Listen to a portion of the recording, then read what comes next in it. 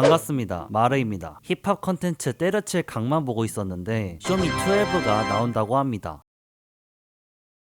드디어 이 개X들이 관짝에 못지를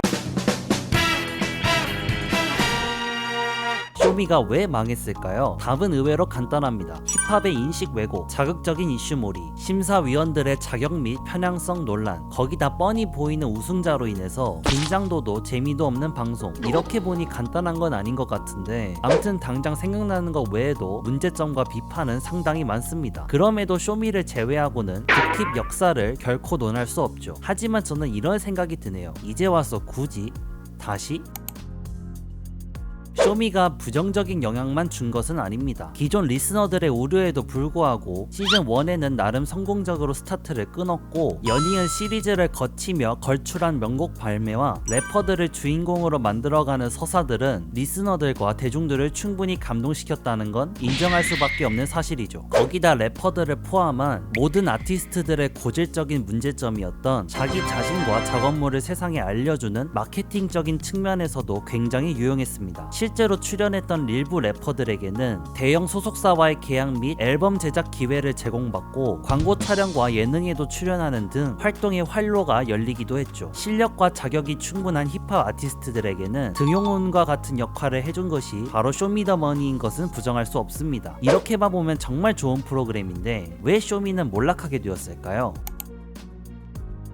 쇼미는 시리즈를 거듭할수록 단점들을 쇄신하는 것보단 그냥 방치하는 것처럼 보이기도 하고 잘 고친 것 같으면서도 다시 발생해버리는 고점과 저점의 자이로 드롭을 타고 있었습니다. 제작진들은 힙합이라는 장르에 대한 사전 지식이 부족한 상태로 자극적이고 자기적인 룰을 설정했고 소위 말하는 악마의 편집을 통해서 이미지 피해를 본 래퍼들도 수두룩하게 되었죠. 또한 심사위원 관련해서도 이야기가 많습니다. 전 시즌 우승자가 심사위원으로 나오고 심사위원이 참가자로 출연하는 등으로 어찌 보면 쇼미의 특징이라고도 볼 수 있지만 심사위원 선정에 명확한 기준이 없다는 것은 결국 어쩔 수 없는 사실이고 납득할 경력이 없는 인물의 편향적인 심사로 시청자들을 분노케 한 적도 있었습니다. 이외에도 까다 보면 나오는 게 단점들이지만 그 중에서 제가 가장 문제점으로 보는 것이 바로 주인공에 대한 집착이죠. 이를테면 아이돌 래퍼가 힙합을 망치고 있다 라는 편견을 완전히 깨부수는 놀라운 랩 실력과 퍼포먼스를 보여준 바비. 한때 슈퍼 루키로 떠올랐지만 현실을 직시하며 한 가정의 가장이 되었어도 다시 도전하고자 몸을 던졌던 베이시. 전 시즌에 참가했지만 한번 좌절했어도 중학교부터 중마고우였던 시즌과 함께 결승전에 진출하여 레전드가 된 BY 등 어느 시점부터 시작된 건지 잘 모르겠지만 제작진들은 이러한 스토리 플롯에 지나치게 집착하고 있다고 느꼈고 이는 마지막 시즌인 쇼미11에서 굉장히 극단적으로 나타났다고 생각합니다. 당시 우승자인 이영지 같은 경우에는 앞서 고등 래퍼 3에 우승한 경력이 있는 만큼 이미 대중들과 리스너들에게 충분히 인정을 받은 아티스트지만 이영지를 위한 편파적인 룰 바꾸기와 결승 무대를 가장 직관적으로 보고 평가하는 현장 관객들을 제외한 투표 등 이영지가 아무리 활약을 보여줬어도 이러한 제작진의 무리한 실책이 이영지와 쇼미11을 평가절하되게 만들었죠. 물론 TV 프로그램이라는 특성상 시청률과 화제성 확보가 중요할 수 있습니다. 하지만 오디션이라는 관점에서 보면 어떨까요?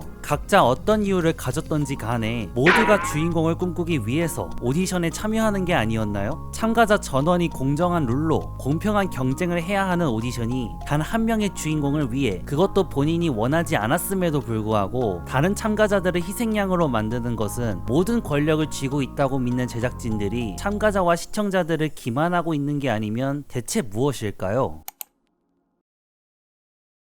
국내에 방영한 모든 오디션 프로그램 중에서 역대 최장수 시리즈 타이틀을 유지하는 중이고 힙합이라는 장르로 영역을 넓히면 고등 래퍼, 언프리티 랩스타, 래퍼브릭 등으로까지 확대되는 만큼 쇼미의 인기와 파급력이 끼친 영향력은 절대 무시할 수 없습니다. 또한 쇼미의 출연 여부에 대해서도 아티스트들에게 논쟁이 많았기도 했습니다. 쇼미를 비롯한 미디어가 힙합의 이미지와 인식을 왜곡시키고 있다는 점에서 일부 거물급 래퍼들은 미디어에 출연하고 하고 있는 오디션 래퍼들을 비판하기도 했지만, 한편 이들도 세월과 현실적인 문제 앞에서는 노선을 바꾸며 지탄을 받기도 했고, 역설적으로 지탄을 하던 래퍼들도 미디어의 모습을 드러내기도 했죠. 더 콰이엇의 표현을 빌리자면 결국 쇼미의 성공으로 인해 미디어가 힙합씬의 주도권을 갖게 되었고, 힙합 아티스트들은 쇼미를 기준으로 움직이고 활동할 수밖에 없었다고 할 수 있습니다. 음반 제작, 공연 준비, 팬들과의 소통 등 활동하던 모든 것들을 스스로 준비했지만 이를 극대화해주는 쇼미에게 의존하게 되었고, 결국 쇼미가 대차게 망해버렸기 때문에 의존한 모든 것이 처음으로 되돌아간 것이었죠. 거기다 코로나라는 공백기로 인해 활동은 더욱이 퇴행되며 현 시점의 힙합 장르가 명반, 명곡보다는 쇼미에 의존하며 겨우 연명하고 있었다는 의견이 나오기도 했습니다. 즉,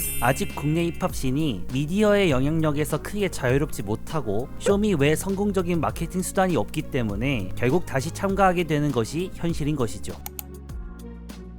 사실 쇼미12를 넘어서 앞으로도 시리즈가 계속되고 힙합 장르의 수명을 연장시키고자 한다면 제작진, 참가자, 리스너 전부 각자의 자리에서 노력해야 한다고 생각합니다. 화제성 중심보다는 힙합 장르 자체를 보다 조명할 수 있는 방향으로 제작진들은 단점 쇄신에 노력해야겠지만, 아티스트들도 쇼미 의존도를 줄일 수 있는 다양한 마케팅을 모색해야 할 것입니다. 단순히 음반을 내는 것에 멈추지 않고 팬들과 소통할 컨텐츠 연구도 필요한 시점이죠. 확실히 쇼미가 사라지면서 힙합의 인기가 예전보다 많이 하락세인 것은 어쩔 수 없지만, 힙합 아티스트도 유튜브, 인스타를 통해 꾸준히 활동을 하고 있고 음반들도 계속 나오고 있는 만큼 서로 열심히 각자 도생을 하고 있기 때문에 쇼미는 다시 활기를 이끌어줄 수 있는 방향으로 점차 상호작용을 하면 좋겠습니다. 우리 리스너들도 바뀌어야 합니다. 아직 쇼미12의 구체적인 윤곽은 안 나왔기에 마냥 쇼미 욕하고 뱀새끼라고 하는 것보다는 좀 더 긍정적인 시선으로 바라보는 자세가 필요할 것 같습니다.